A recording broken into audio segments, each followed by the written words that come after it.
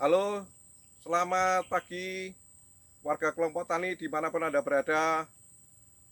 Salam sejahtera untuk kita semuanya. Warga kelompok tani yang saya hormati dan saya cintai, saat ini saya sedang berada di kebun kelapa pandan hibrida milik PT GL Feedmill di Tawau, negara bagian Sabah, Malaysia, di mana PT GL mempunyai lahan kelapa sawit hibrida ini kira-kira luasannya di sini sekitar 240 hektar dan sepertinya di beberapa tempat antara sekitar 100 sampai 200 hektar. Hektar. Luar biasa. Jadi tanaman pandan hibrida ini tampak tumbuh subur di sini. Satu tandan ini kira-kira isinya 10. Nah, kalau ada 10 tandan dalam satu pokok tanaman ini bisa dihitung itu kira-kira satu pokok itu ada 100 kelapa. Luar biasa. Ibu dan Bapak sekalian, tanaman kelapa baik di Malaysia ini maupun di Indonesia nampak tumbuh subur di lahan yang lembab dan cukup panas. Jadi kalau tersedia matahari ini lahan yang bagus untuk pertumbuhan kelapa sawit. Tumbuhan ini dinamakan tanaman serbaguna atau sejuta guna. Jadi karena apa? Semua yang ada di dalam pokok tanaman ini baik itu buah, daun, batang, akar dan semuanya bisa dimanfaatkan untuk industri maupun untuk bahan-bahan makanan atau untuk bahan apa saja yang lain. Dan tanaman eh, ini ternyata juga banyak ditanam di eh, beberapa kelompok tani di Indonesia ya.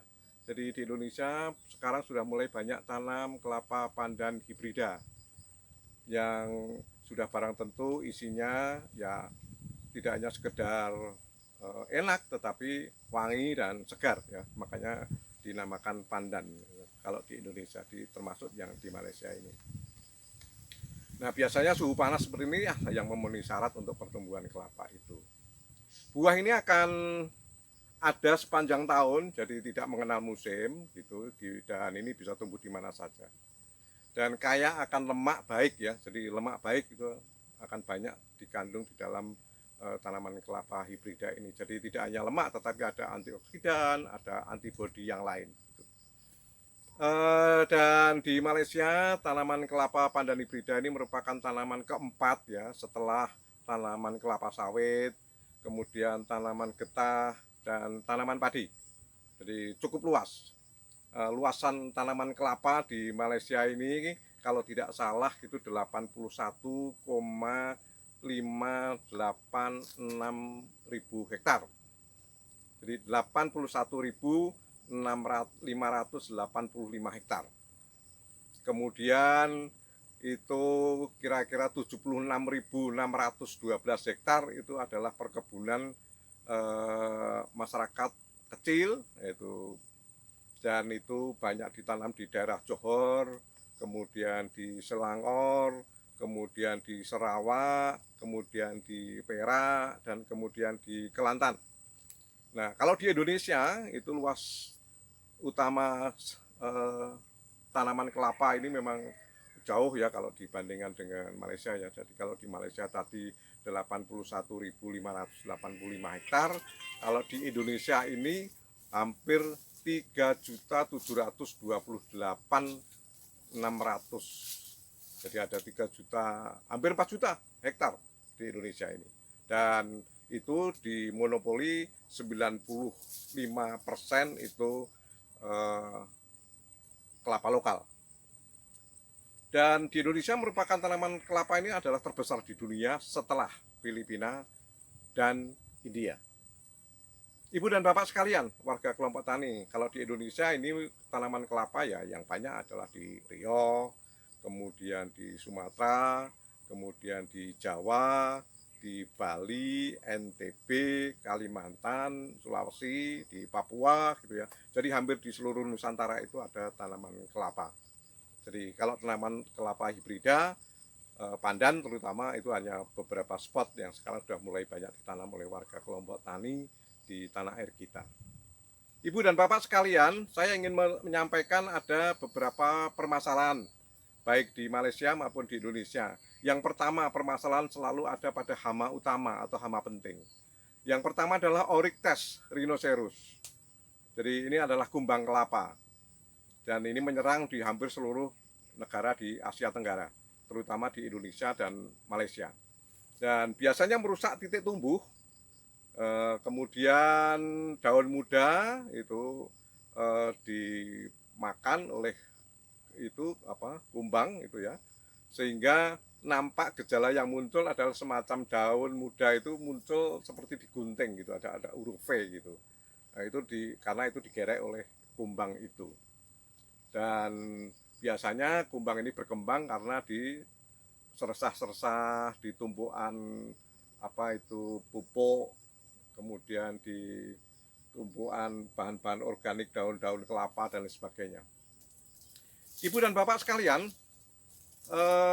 baik perkembangan telur, larva maupun pupa itu sebetulnya bisa dikendalikan.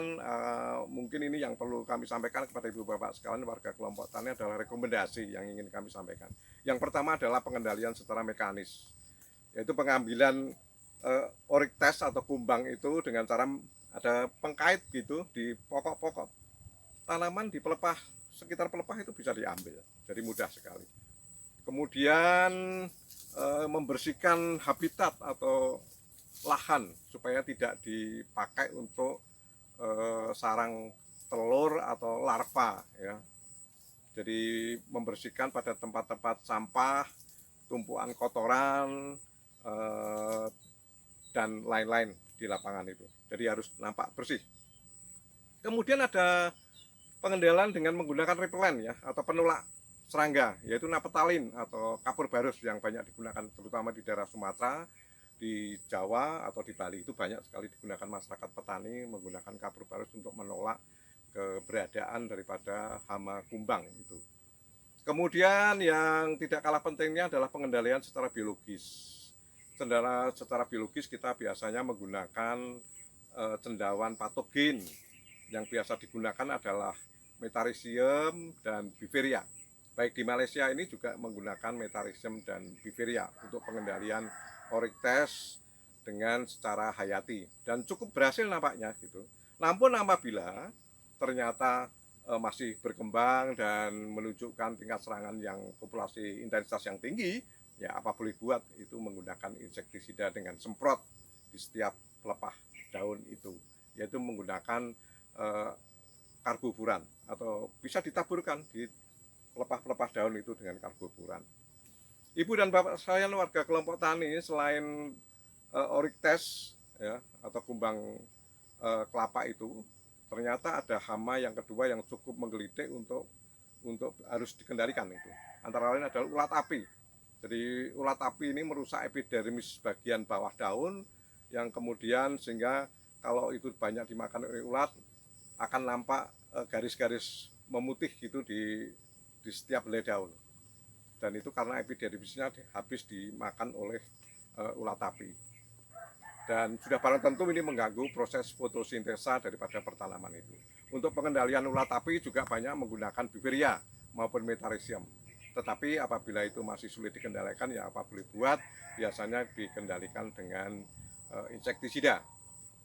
Jadi insektisida bisa digunakan sesuai dengan peruntukannya dan bagaimana cara menggunakannya, ya sesuai dengan yang ada tertera di dalam label itu. Demikian Ibu dan Bapak sekalian warga kelompok tani dimanapun Anda berada, saya ingin memberikan informasi ini kepada Ibu dan Bapak sekalian sehingga harapan kami di dalam mengelola tanaman kelapa khususnya pandan hibrida ini, Ibu Bapak dan warga kelompok tani sekalian dapat berhasil dengan baik, terutama terhadap gangguan Oryctes dan ulat api. Demikian, terima kasih warga kelompok tani, salam sukses.